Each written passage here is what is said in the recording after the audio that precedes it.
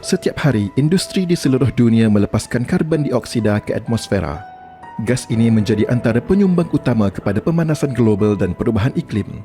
Namun, bagaimana jika CO2 ini tidak lagi menjadi masalah tetapi menjadi sebahagian daripada solusi? Di Universiti Teknologi Malaysia, satu inovasi sedang mengubah cara kita melihat bahan binaan.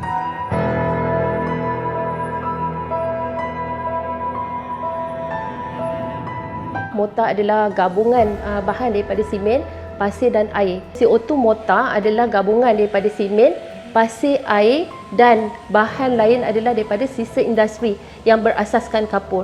Sisa industri ni sangat unik kerana dia boleh capture CO2 dengan lebih baik dan sangat efektif lah.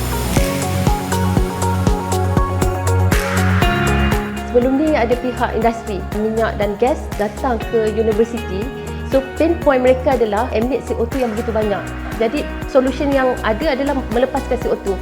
So ia memberi kesan kepada kesan rumah hijau, global warming, perubahan cuaca yang tidak menentu dan lain-lain lah. So salah satunya adalah kita menghasilkan CO2 mortar di mana kita tahu keupayaan CO2 mortar dengan formulasi yang baik, dia boleh ada keupayaan untuk capture CO2 kemudian transform kepada mineral yang baru dan kekal simpan di dalam mortar. Itu tadi.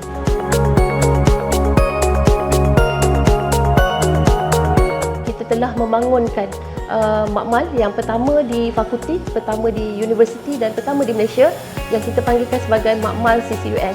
Tahun 2025, Kerajaan Malaysia pada Mac telah approve rang undang-undang CCUS. Jadi rang undang-undang CCUS ni jelas kita tengok dia adalah satu agenda negara untuk merendahkan karbon. Sebenarnya bukan dengan kerajaan je, kita perlu berganda bahu dengan industri.